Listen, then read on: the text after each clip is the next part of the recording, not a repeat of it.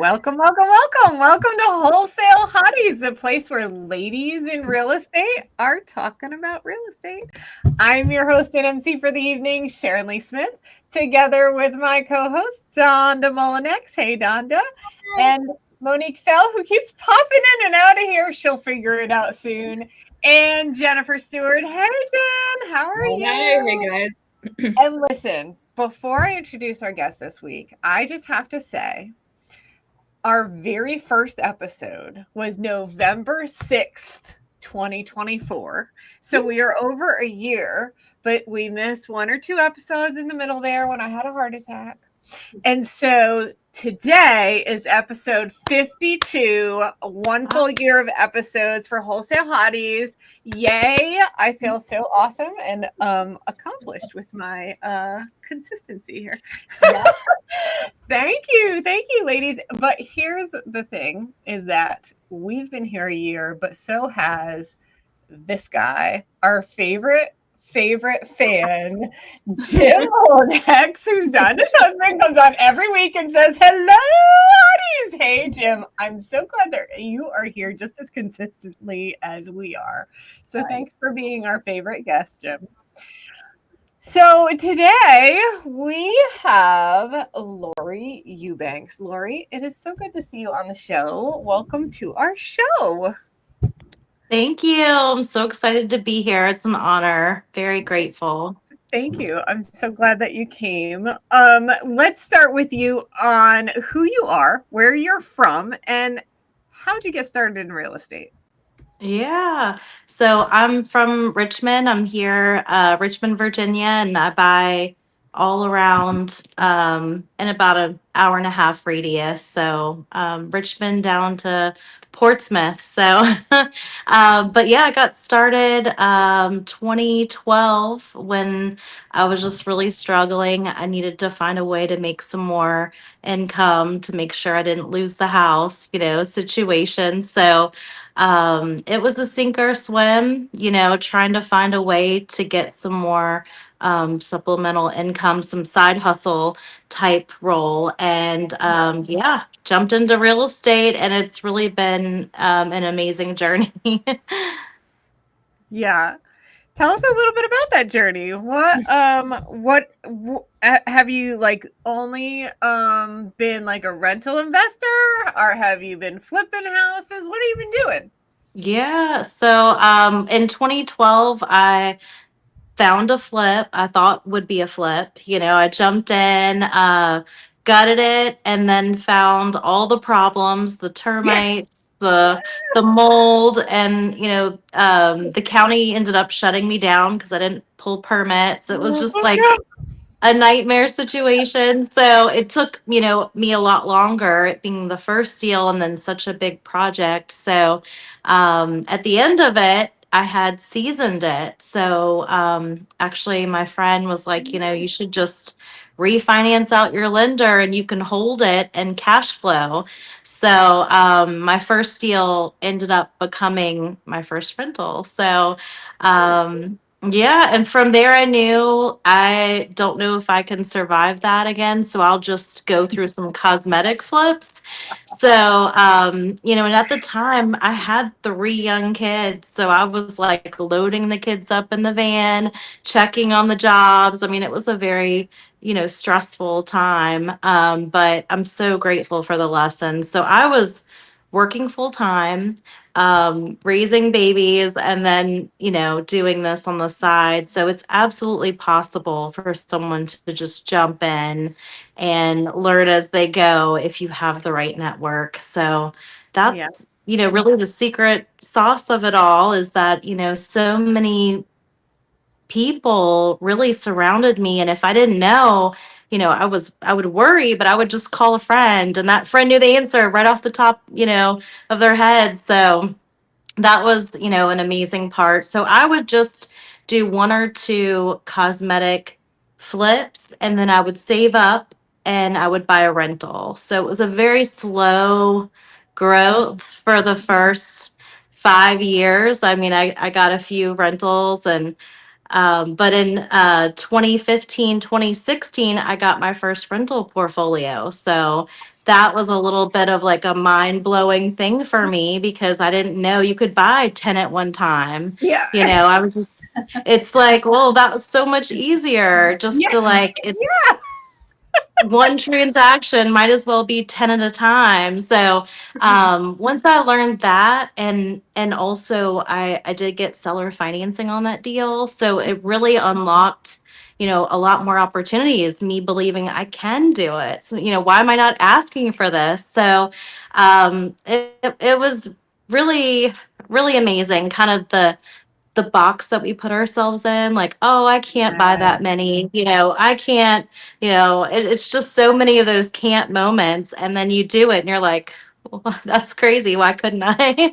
So, 2016, 2017, I ended up buying a couple more packages. So it was, you know, really learning that I could, you know, pretty much work with landlords that want to exit, and they'll say, hey, pick 10 properties, you know, out of this list and I'll sell or finance them. So I was doing that and still buying one-off deals, you know, Yeah. really building my wholesaler community, because my guys are so good. They're out there door knocking, and you know, they're just out there, they got the drive. So Yeah. just been really kind of building that up. And in 2020, we ended up getting our larger property where I never thought we could ever do, because we were buying 100, $200,000 type homes, but Right. this one was just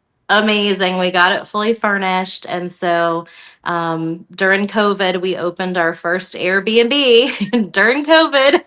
So, but that's been our best performing property. So, um, yeah. And from there, I started lending around then.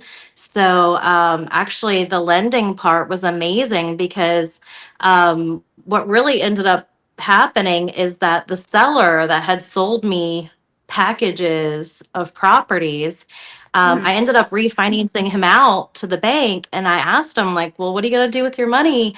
And he didn't have any plans. So we started lending together, where you know, if someone needed 100 grand for a deal, you know, I would put in a couple grand with my 401k and he would fund the rest.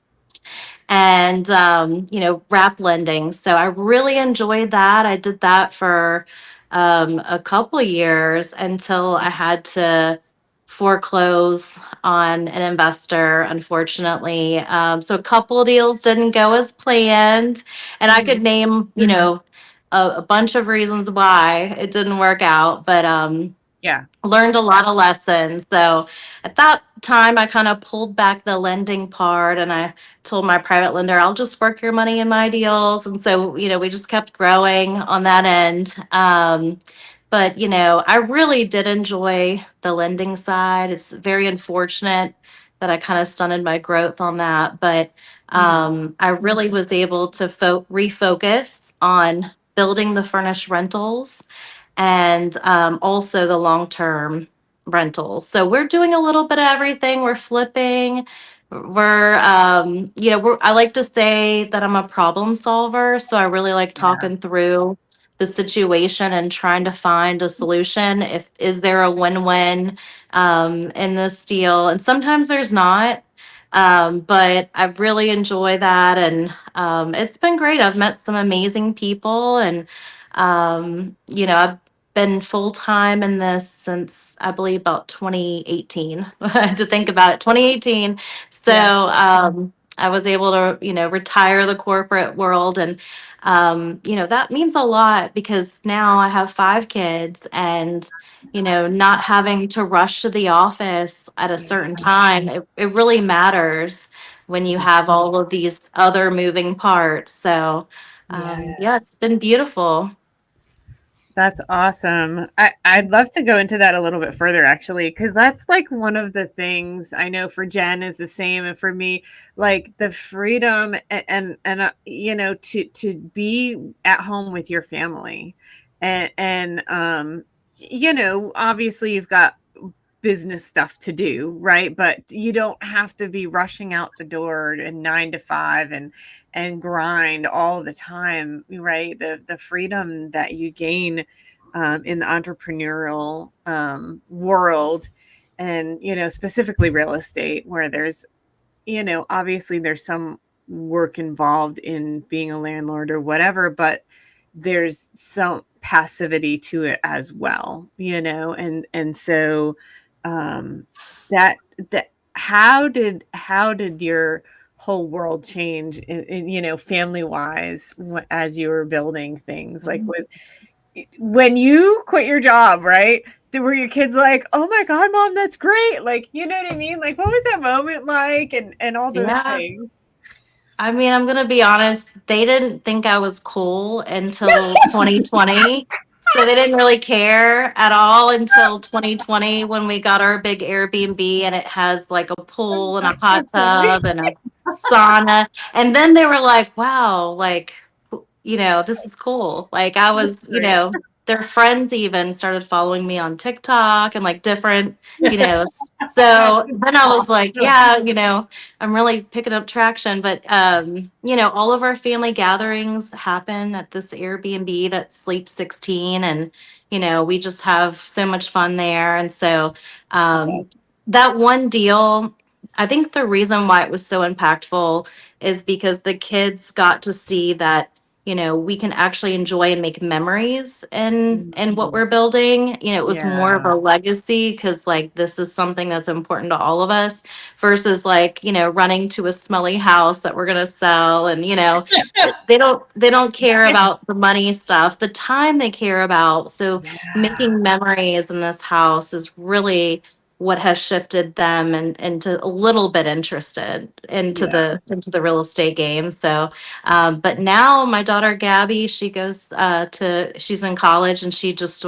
joined her real estate group, a real estate club at JMU. And it's amazing to think that, because they've seen, the growth and what it's been, really given us the ability to do. I feel like that's really opened up some doors in their lives. So no, I don't want them to think like you have to go to a corporate job and just work every day and then come home and make dinner. And, it's just, I want them Right. to use it to fuel Yeah. their passion, you know? Exactly. Well, Lori, Yeah. yeah, that's kind of an important factor and the amazing fact that you've been able to emulate the opportunities that they can consider and look at, and even going to college, they're not pigeonholed into you going there and getting a corporate job or just getting a regular job. They can join a club, and see what you've done and things you've gone through. And that's so key to being able to give that to our children. Yeah. Oh, Yeah, thank you. it's neat that they have a community at the school she's going to for real estate, which I don't know that Yeah. existed before. But you mentioned you started and about a community. Were you involved with a community when you got started? Because a lot of people starting have nowhere to go and they're not sure where to even get started. And what knowledge did you have? Were you just like, I've never done this before. I've never been in real estate. Kind of how Yeah. did that look? And what would you recommend to newbies that were wanting to get involved? Yeah, pretty much every city has meetup.com where, you can type in real estate investing or, real estate groups or investing clubs. And a lot of groups, free groups usually will pop up. And that's what I did. I was like stressed out, up late, on Google, what can I do? And I found our local real estate investing group. And I think they were like, that was the only one at the time in 2012. So now there's like so many of them, Oh my but gosh. Yeah. Yeah. it's amazing. If you're in Richmond, it's like every week you have something you can do. And but yeah, that's what I did. I went to the group and I asked, I just observed at first, and trying to understand what the words they were saying, because I mean, I was fresh in the water. So, but yeah, I started asking everybody to lunch. I wanted to hear their story.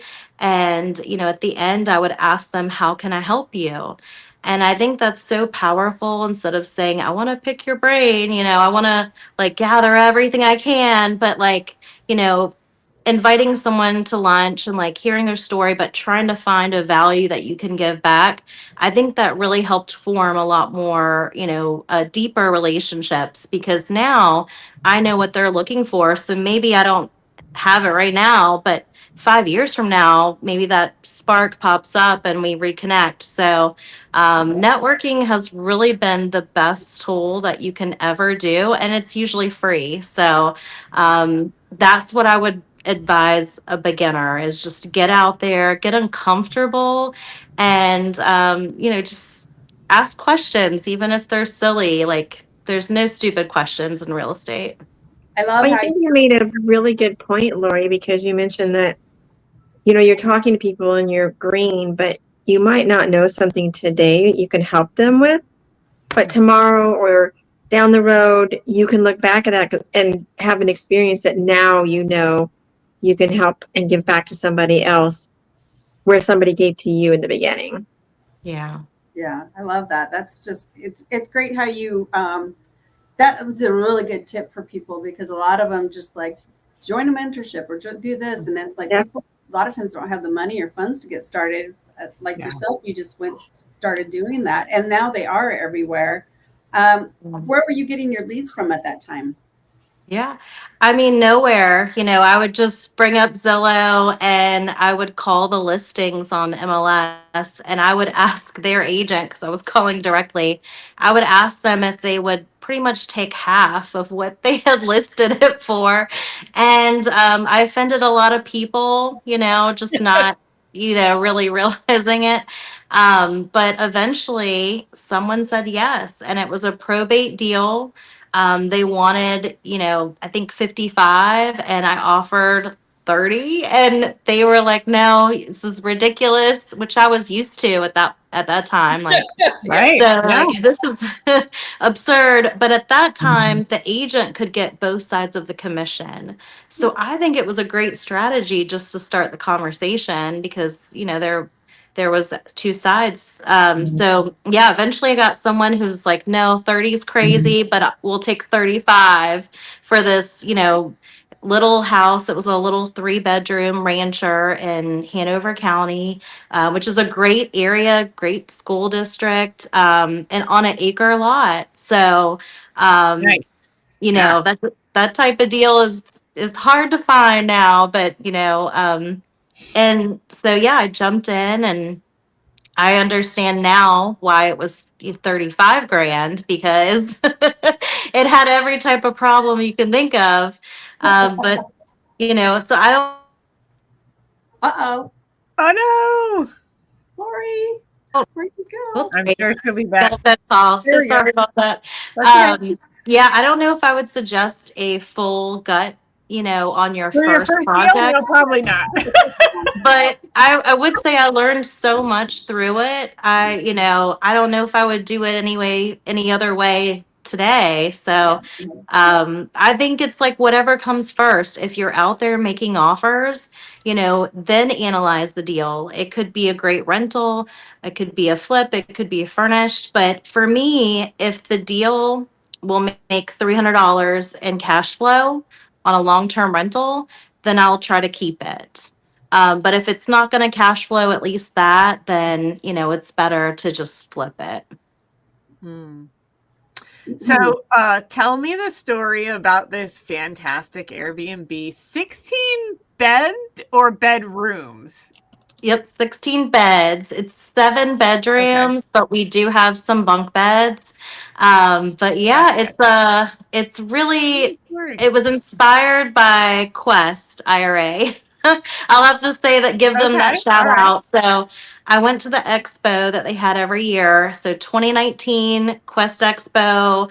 At those events, the best conversations are outside of the room, in the hallway type conversations. And one of the investors, he started around the same time that I did, but he was like mansion rich. Like he had so many mansions, these luxury properties, and I'm like, how did you do this? Like, tell me your secret. And he's like, well, it's easy. Like, I'll just call up the $4 million listing, and I'll offer him 2 million, and I'll, ask for seller financing. And it was just like so easy, and I'm like, who does that? Like, who would actually say yes to seller financing a mansion? And he was like, almost everyone, because they're business owners. Usually the, entrepreneurs are buying the bigger houses, or business owners, they understand that they have a vacant property. You're coming to them with a solution. They know the value. So it just blew my mind. Honestly, I was in that box. Like I was buying 100, $200,000 houses. So how could I do that? So I, came home and I was just telling my friend Ryan about it. And, Ryan, he's an investor and also an agent. So he's like, well, let's try this out. So he pulls out his laptop and we start, calling the agents on the $1 million homes. And this is just off MLS. And almost everybody said yes. And these No are the way. agents. Yeah, I mean, these are the agents saying yes, but the questions were like, well, why does she need seller financing? And it was like, well, she's a business owner, so it's easy for her to acquire and then refinance. And it was like, oh, they understood me so well, because that's what they did when they were growing, or they understood the value. So I told Ryan, I'm like, we cannot buy all these mansions. Like, it's like, Why so, not? Let's do it. so we did have someone who said yes to seller financing. We made an offer. We wanted everything in the house, including like the wine bottles, like everything we wanted. And, they told us we were ridiculous again, because the art throughout the property, the art alone was worth over $2 million, Wow. because his collection was like insane. He had been collecting forever. And so we were like, well, what can you do? We followed up with that. And they said, well, we'll give it to you at this price, fully furnished, but none of the art. And so we made a deal. But unfortunately, we found out they could not do seller financing. So, again, I was like, oh, we were so close. Like, it almost worked. And my friend Ryan was like, well, you haven't even asked any of your lenders if they would do it? And he's right. Like, I just kept putting blocks for no reason. So again, I went to my lender and I'm like, this sounds crazy, but we want to buy this place and do corporate housing, like corporate retreats, team building. Well, let's remember this is 2019, the end of 2019. So, well, my lender said yes. So I'll start there. It was amazing. He said yes. I was able to put money down to do the deal. So I put some skin in the game. And yeah, we bought it January of 2020, and then everything shut down. So it was very scary, again, because I'm like, oh my god, who's gonna rent from us? Businesses are pulling back, people can't even go out of their houses, like. So actually, me and my kids, we were able to go stay there for like 6 or 7 months to work on it and like get things together. And we just put it on Airbnb and it rented right up. Like, it was pretty amazing, because all these families were wanting to gather. They hadn't seen each other. Our pool was open. So Right. it was just a whole experience that me and my kids got to do together. Friends and family, like these are the like moments that really mattered during that time. So today, it's been 5 years we've been running it, and we've had several famous people stay with us, and hosted a lot of gatherings. So it's just been a great experience that you can make memories, make money, and make an impact on your whole family. So It's been great. What'd you do for the debt service, Lori, while you guys were fixing up that place, which, as you know, I visited. It's lovely. It's beautiful. Yeah. I love Thank visiting you. it. What did you do for the 6-7 months of debt service while you're fixing it up? Or was it an interest only? Or how did you handle those Yeah. dormant months? Yeah, so it was just an interest only loan from a private lender. So, I mean, I think it was like 10%, maybe a little more. And it was only a year loan. So the pressure was on because, Yeah. it was also a unique deal where like he had co-lenders in there and they may not have been as, easy about it either. So there was just a lot of pressure. Well, shocker, I was not able to refinance it in a year because they were like, it's not seasoned enough. There was just all these reasons why the bank didn't want to do it. So I'm like, what do I do? So I ended up going to a DSCR loan to do a refi. And then I ended up having to put more money down because there was nothing to really compare it to. So unfortunately, I've had to refinance it and, put more money. So I have a lot of skin in the game on this deal. But on the flip side, I owe like hardly anything on it. So the cash flow is pretty great. So do you owe little on it because you were putting money towards the equity every time you had, Yes. profit for the month? You were like, let me just make sure that I have, this is a very equity heavy property. Yeah, no, I never put extra money towards the mortgage. I was basically, when I had to buy it, I had to put down like $150,000 just to buy it. And then when I went to hit the refinance button, I had to put down like another over 100 grand into that deal so the DSCR loan could close because they didn't want to do the full amount. Sure. So, now I'm like, oh my God, I'm 300 grand in this deal.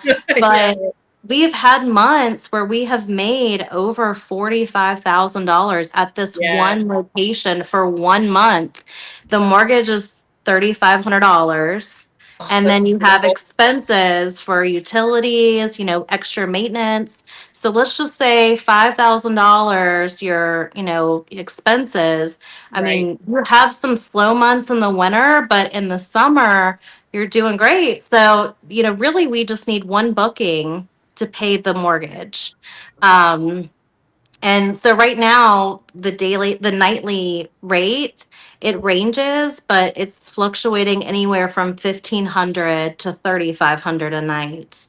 So it's definitely our best performer. That's amazing. That's an amazing story. I remember when you got that property, and I remember when you're trying to refi it.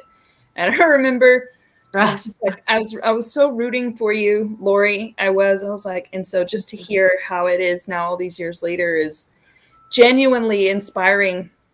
That if you just push through the fear, and I was going to bring up at some point as soon as I heard you were a guest tonight, that you're one of the most creative problem solvers that I have seen in this space. Yeah. And so I was wondering, what I'm seeing out there, Lori, right now is a lot of people who have private money loans that can't pay their lenders back. And these are good people. These are people who are good operators, who have excellent reputations, who've been doing this 10, 20 years, people that we all know, like, and trust. And I was just wondering, for the viewers out there who are facing that, who are good actors and good operators, but they don't know how to pay their private money lenders back right now, you being the amazing problem solver that you are, do you have any advice for these unfortunate people who are just good people, just happen to be going through tough circumstances? Oh, that's awful to hear. So let me back up. I feel like there could be different ways to help based on the situation. So the first question I would ask is, well, why can't they pay the lender? What went wrong in the deal? And like evaluation wise, like, can it cash flow? Are these people that were just flipping, or what type of deals are these? Good question. So a couple of them were flips, a couple of them were new builds, and some were long-term rentals that papered well, But as rent pressures have been pushed down in many markets, now Virginia, from what I've seen, Richmond is still very healthy, but places in Texas, California, Florida, all of a sudden rents have gone down and insurance costs have gone really high up. And so now a lot of people, their portfolios are underwater and they can't refi. And that's what I'm seeing. And that's what breaks my heart. Because like I said, these are good people. These aren't criminal, crook, sociopaths. These are like really good people, and experienced operators who just got hit with too many headwinds. Oh gosh, I have definitely been in situations where my plan A did not go as planned and I had to go to B and C. And so it really depends on the situation, but I would first go to the lender, talk to them, see what their situation is. There are a lot of times we think that lenders will only do a year, but if you ask, maybe they'll extend for a point or, raising the rate or try to make a win-win with the lender first. That also saves a whole refinance fee. So I think going to them, and some of my lenders are like the smartest people that I know.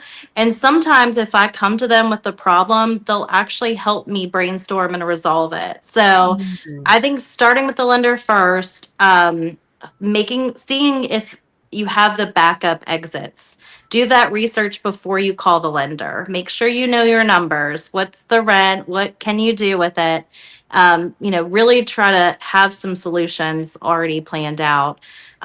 If the lender says, no, I just cannot do it, I need you to get me out of this loan, go to another private lender.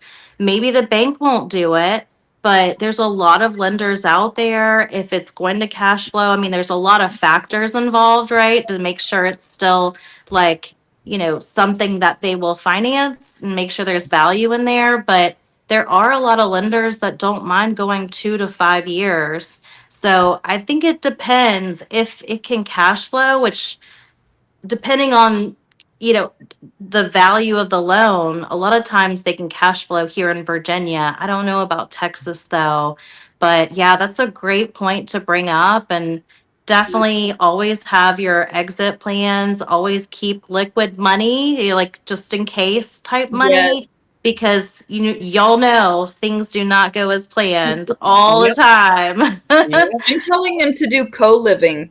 And I know we have some ladies on here who have co-living. Okay. Lori, do you have any co-living properties yet, or are you staying away from that so far? So is co-living like multiple people, like rooms, renting out rooms? Yeah. When I first started, I accidentally bought a rooming house, and I think I just have like PTSD from all the drama that went in. Like they ate my sandwich, and I was like, oh, it was too much. But we have about 14 furnished rentals now. And I really do enjoy that. We have a lot of people that, we'll list them for 2-day minimum, but then we'll get like construction workers for 6 or 7 months. Right. And, they're paying the nightly rate. So, a great example, I have a regular house. It's a 5-bedroom house.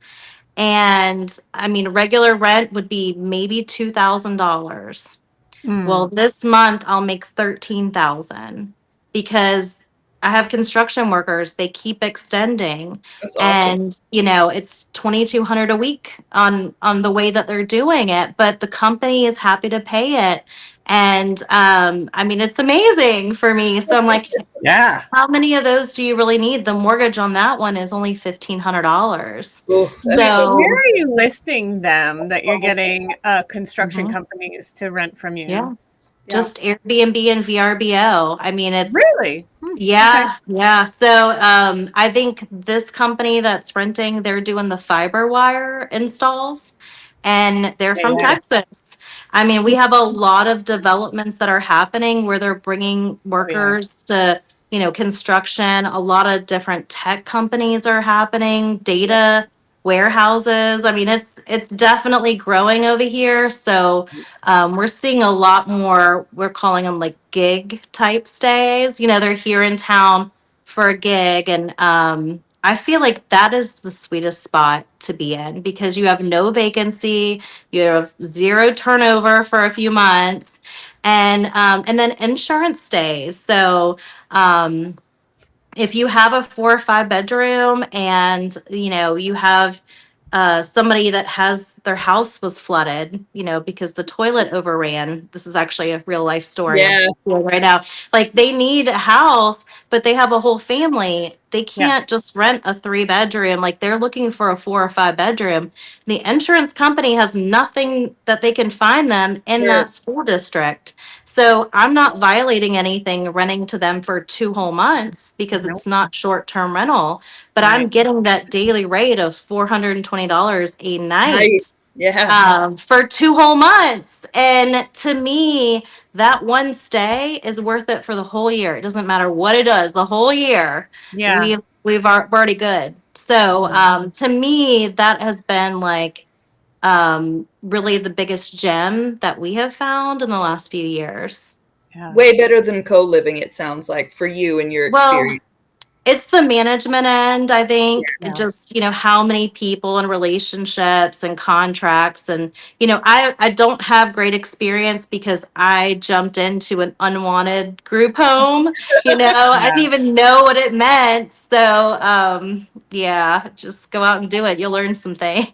And weren't you doing, forgive me, I don't remember the real estate term for it, but in my southern brain, it translates to an old folks home. So what's Yes. the real estate term for that again? I forgot. Yeah. Assisted living. Yeah. Yes. Yes. So now that's what our focus is going towards. We are getting into memory care, which is such a passion for my partner and I.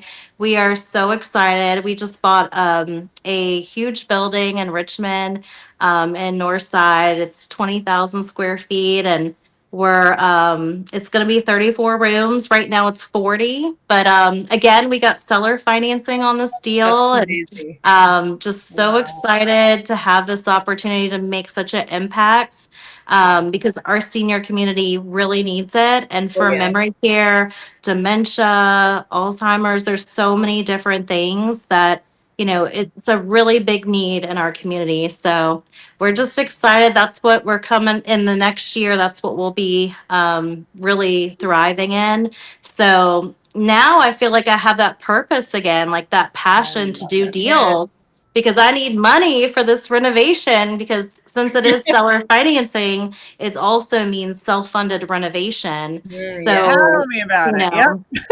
if y'all are doing deals here in Virginia, y'all should be calling me because we are hustling to get that. So yeah, it's really great to kind of see the different businesses and the different ways you can make money. You don't have to just be a wholesaler or a landlord or whatever.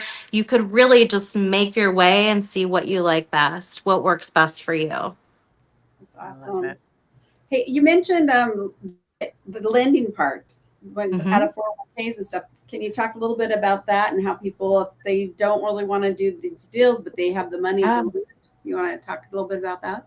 Yeah. So, I mean, I really enjoyed the lending side. I thought it was a great way to learn and, kind of win with another investor. It was just a great feeling. But yeah, so it really all I did was I told people in my circle that, I was doing deals with, right? Like they were selling to me, I was selling to them. And I just like, hey, if you need any private money for your next deal, let me know. We're lending up to 70% loan to value, which was like very standard. So yeah, they would, present a deal and we would go to the closing table just like the bank would. And we would record, a deed of trust and a note against the property.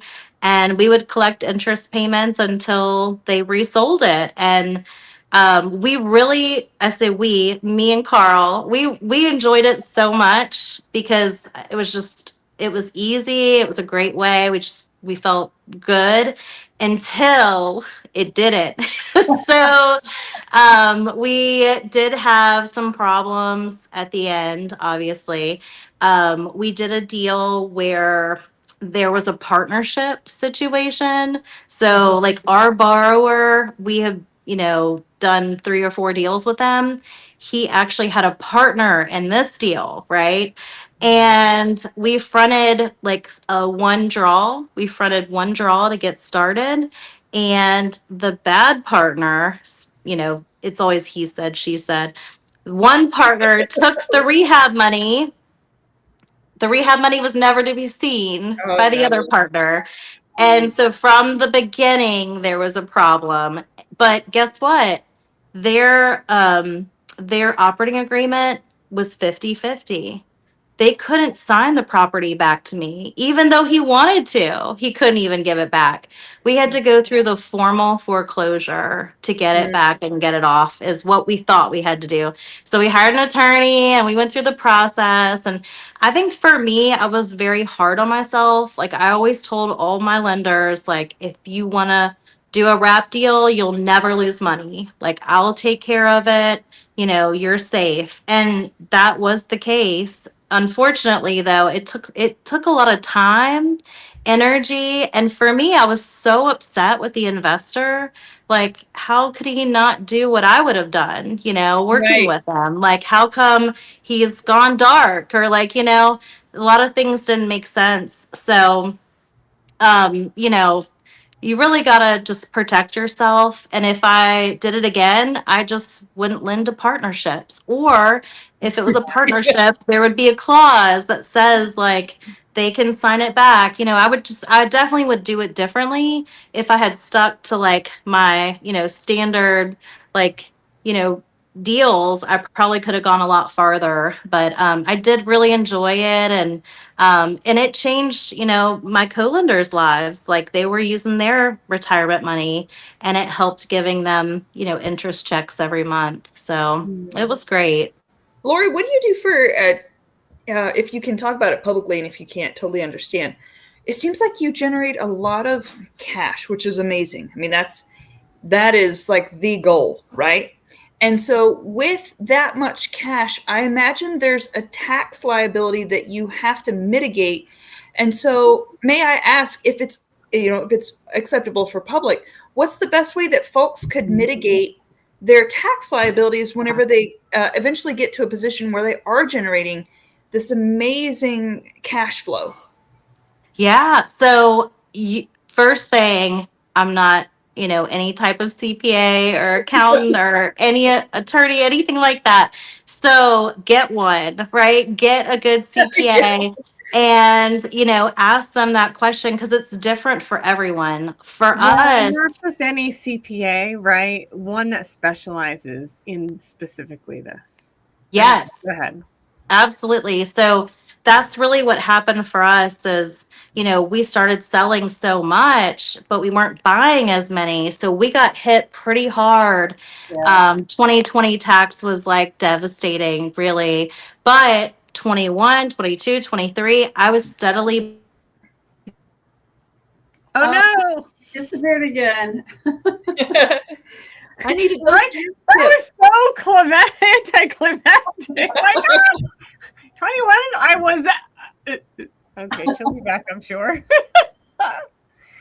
Oh, that's funny. Jen, what do you do as far as tax mitigation? Well, I use this sophisticated software called TurboTax. And I do it all myself. Yeah. And I try to give as much to churches as possible. So I just sent a big donation today to a church in Northern California. And she's like, do you want me to give you any money for this? And I said, because it was like a big thing of, hundreds of brand new toothbrushes and plus shipping and all this stuff. She's like, do you want me to give you any cash for this? I said, no, but if you can just give me a receipt from the church, that would be great. So that's the main thing is I look at my tax liability and I go, okay, let me give to churches and people. And if you think about it, a pastor is an operator of a spiritual business in a way. And so I like to give to churches where I know that the pastor is truly about serving the community, right? And so that's why I give to this particular church because I see how she lives in the homeless shelter. She washes the feet of the homeless, and she gives her last dollar to that population. Lori, you're back. So sorry, y'all. I'm so sorry about that. I know we were talking about taxes, and I think this is like important to share. So I'm so sorry about that. But for taxes, you will not be hit as long as you're buying. And if you can offset your tax hit by buying more rentals, do it. So for us, like we bought a huge building this year. So if I sell a bunch of stuff this year, it's not going to hurt me because the way things are, working together. But I didn't know how to do this. Like my CPA has figured all this out. And if as you're growing, you probably want to meet with your CPA every quarter or at least every 6 months, because then like, okay, oh snap, I sold all these properties. I better go out and, buy another portfolio, So you really want to be analyzing what movement has happened throughout the whole year, so you Yeah. know where you're at before the end of the year. You don't want to be stuck paying so much in taxes. So why'd you sell instead of 1031 exchange from a business strategy perspective? You're talking about in 2020 when I Or, got hit so bad? yeah, anytime whenever you're selling versus 1031. Yeah. So I was flipping a lot. And when you flip, you can't Yeah. 1031 it. Right. So, but now I am selling a lot of my rental properties, but I didn't even care to do the 1031 because I'm not going to pay taxes. And if you think about it, 1031 is really like kicking the can. Like, Yes. unless you, leave this world, Right. then, there's no taxes, but it's just paying more taxes later. The tax rate is going to go up. So for me, if I'm not going to pay taxes, don't do the 1031. Makes sense. Yeah. So, but if you're selling rentals and you don't have, absolutely, I think it's a great way to do it. And, I definitely will be utilizing that in the future. Awesome. Lori, I know that you need to go because you're a mom and you have to go pick up kids and all the things. So I want to say goodbye. But before you go, like, this has been so inspirational. How many doors do you have? Now we are like 121. And but we're like buying and selling every week, so the number will go up and down. Sure. But I really believe the sweet spot, I guess it just depends on like what you want to manage. So now we're just looking at like, okay, well maybe we need to, just find good property managers or different ways. So because you don't like everyone has different pain points, but you don't want to become a motivated seller because you grew too fast. So Yeah. Right. Yeah. It happens. Absolutely. All right. Well, we will wrap up tonight early because I know you got to go. Lori, it's been great having you on. I really appreciate it. And I would love to have you on again sometime soon. Yes, absolutely. I would love to. After basketball season, I'll be back, ladies. Good. Thank you, Lori. You were a wonderful guest. We appreciate you. Yeah, we want to help you get money for your project, right? Put this out there, right? People know.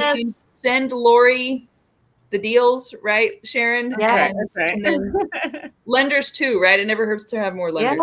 Yeah. And if you have like those problem people that you talked about, like if anyone is going through a difficult situation, I would love to help brainstorm. So if you want to share my email or anything like that, I'll ask him. I'll say, hey, you want to talk to Lori about this? So I'll let him know. Thank you, because they're in a bad spot. Yeah. Do you need Lori's information for people to reach out to her? Yes. What? Yeah, you could share it in the notes if you like. My email, I'm on all the social media sites. So anybody reach out. Love talking real estate and problem solving. So hit me up. Awesome. I'll make sure to get that in the notes. Thanks, Lori. Awesome. Have a good night. Drive safe. You too. Thank y'all. Have a good one. Bye. Bye.